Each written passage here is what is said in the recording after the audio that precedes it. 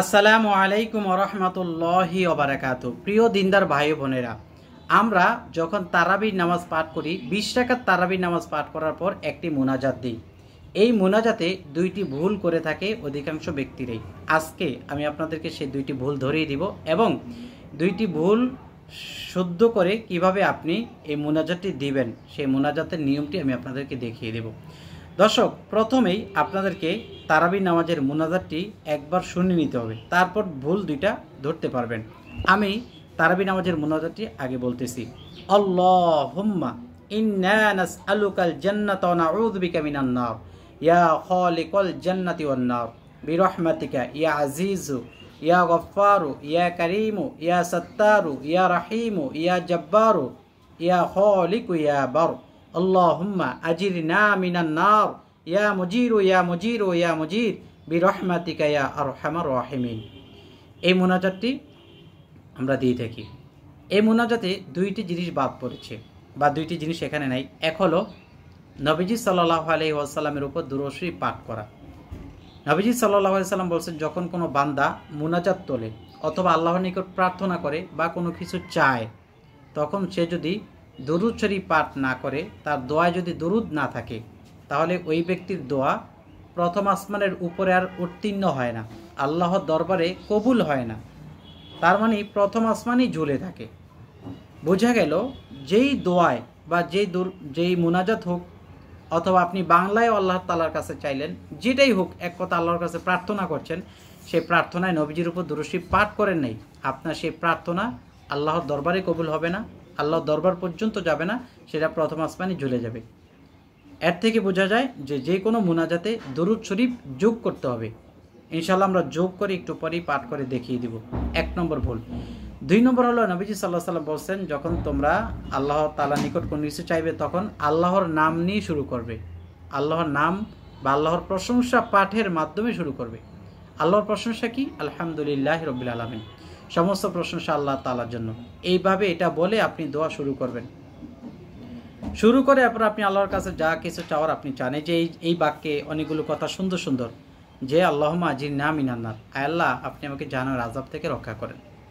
এই যে আপনি আল্লাহ তাআলার কাছে মুক্তি চাইতেছেন, মুনাজাত দিচ্ছেন, অথচ আপনার এই মুনাজাতে আল্লাহ পাকের প্রশংসা নাই, নবীজির উপর দুরূদ শরীফ নাই, আপনার এই দোয়া কবুল হবে না, প্রথম আসমানে ঝুলে থাকবে।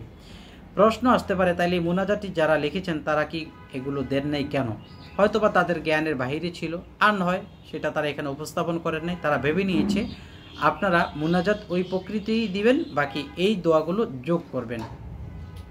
দর্শক, এখন কথা হলো, সেদিকে লক্ষ্য না করে আমরা এই দোয়া মুনাজাতটি সহি শুদ্ধ করে পাঠ করা শিখে নেব।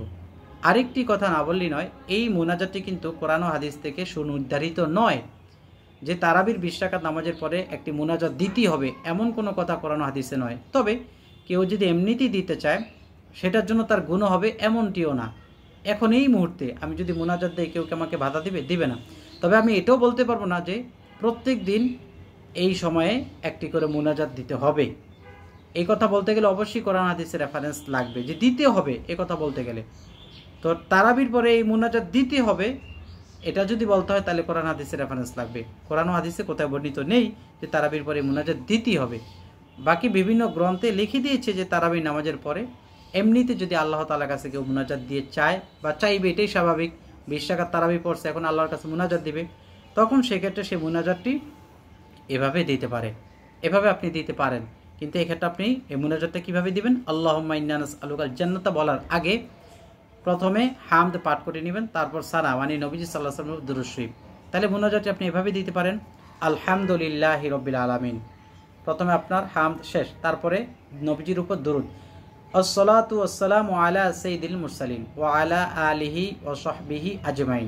তাহলে আপনার হামদ শেষ, নবীজির উপর দুরূদ শরীফ পাঠ করা শেষ। এরপর আপনি বলেন, আল্লাহুম্মা ইন্না নাসআলুকাল জান্নাতা ওয়া নাউযু বিকা মিনান নার ইয়া খালিকাল জান্নাতি ওয়ান নার বিরহমাতিকা ইয়া আজিজ ইয়া গফফার ইয়া কারীম ইয়া সাত্তার। এভাবে আপনি সম্পূর্ণ মুনাজাত দেন। এই মুনাজাতের সাথে আপনি বাংলায় যোগ করতে পারবেন যে আল্লাহ এতক্ষণ যা বললাম কবুল করেন, মঞ্জুর করেন। এরপর এই ছাড়া আপনি আনুষঙ্গিক যা কিছু আপনার মন চাইবে আপনি এখানে যোগ করতে পারবেন, কোনো সমস্যা নেই। তাহলে আমরা শুধু তারাবি নামাজের মুনাজাত কেন, যে কোনো মুনাজাতের শুরুতে আলহামদুলিল্লাহি রাব্বিল আলামিন বলে হাত তুলবো, আল্লাহুম্মা আমিন বলে হাত তুলবো না। আমরা অনেকে আছি আল্লাহুম্মা আমিন বলে হাত ধরি, আল্লাহুম্মা আমিন, আল্লাহ আপনি কবুল করেন। কি কবুল করবে? আগে তো কিছু বলতে হয়, আগে কিছু বলার পরে না আমরা বলি আল্লাহুম্মা আমিন। যেমন আমরা মুনাজাতে বলি আল্লাহ আপনি আমাকে রিজিক দান করেন, তখন আপনারা বলেন কি আল্লাহুম্মা আমিন। এটা কি আমার বলার পরে বলেন না আগে বলেন? পরে বলেন। তা আমি কিছুই বললাম না, এভাবে আল্লাহুম্মা আমিন বলে হাত তুললাম, নাই কোনো নবীজির উপর দুরূদ, নাই কোনো আল্লাহ পাকের প্রশংসা, তাহলে আমার এই দোয়াটা কীভাবে কবুল হবে? সুতরাং আল্লাহুম্মা আমিন বলে হাত না উঠে আমরা আলহামদুলিল্লাহি রাব্বিল আলামিন বলে হাত উঠাবো ইনশাআল্লাহ। যদি ভালো লাগে তাহলে এই ভিডিওটি আপনারা লাইক দিয়ে সবার কাছে প্রচার করে দিবেন, যাতে সবাই সহি নিয়মে তারাবি নামাজের মুনাজাতটি দিতে পারে। আর নিয়মিত ভিডিও পাওয়ার জন্য এই চ্যানেলটি সাবস্ক্রাইব করে পাশে থাকা বেল বাটনটি চেপে রাখবেন।